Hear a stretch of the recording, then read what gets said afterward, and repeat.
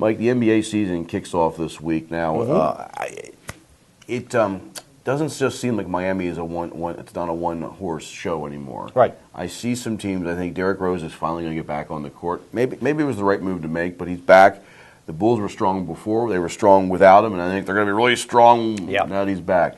What do you like in the NBA? What are you looking forward to seeing? Well, the thing that I always like not always, but I think it's particularly true this year, is that there are 4 or 5 teams that are good enough to think about winning the championship now, who have done interesting things to change themselves a little bit. The Los Angeles Clippers have added, I think, upgraded at coach with Doc Rivers, and also added some pieces, Matt Barnes, Redick, the kid from Duke, who as a shooter, they're going to be a scary team offensively. I don't know if they're good enough defensively to win the championship, but they might be the most fun team in the league to watch offensively, because even when you're not doing, Chris Paul, Blake Griffin pick and rolls, they're going to have other things with Doc Rivers drawing up plays and stuff. They're going to be interesting. I think Golden State adding Andre Iguodala, that's an excellent piece for them.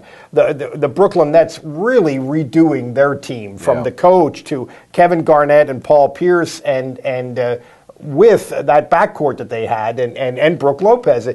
I mean, they're an intriguing team. So I think the teams that have a chance, Houston Rockets are another one, obviously, with Dwight Howard. Some of these won't work. Some of these teams that we're talking about, the mix that they've thrown together won't work because there's such a chemistry thing involved in the NBA. I think it's interesting. Some people are bored to death of the NBA, I realize, but I think it's really interesting to see which of these will kind of work. Oh, I think it's fun to move the parts around. Absolutely.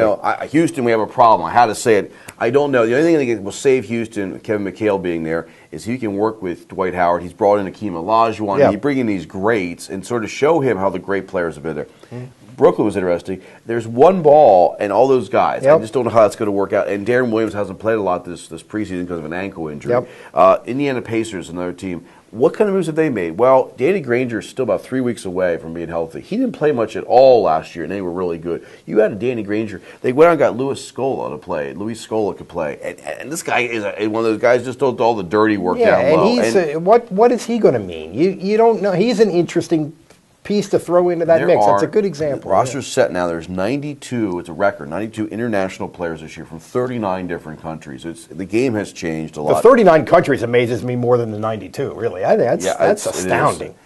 With 2 teams we have not brought up, but I think you got to mention them. The Spurs, who were in the finals and were pretty good, champion 1A. I mean, they all but had it. Couldn't have come closer. The Thunder, and as much as I think if they would have kept James Harden, they might have been in the mix before. Westbrook's hurt, but Reggie Jackson's done very well playing the point right now. They've got Lamb, who's going to step in for Kevin Martin's spot. They've got this infusion of younger talent that's already there with young talent. I still think they're going to be in the mix, and they're going to be a fun team to watch. Yeah, I think they are too, and I think the team the teams that intrigued last year, I think in the West that were young were Golden State and the Clippers. I don't think either of them are good enough defensively to win the championship. So you still have to look at the Spurs and the Thunder. And let's localize this for a second. 76ers, Boston Celtics, team like that are not trying to win as much right now. I'm curious to see how they. You think? Well.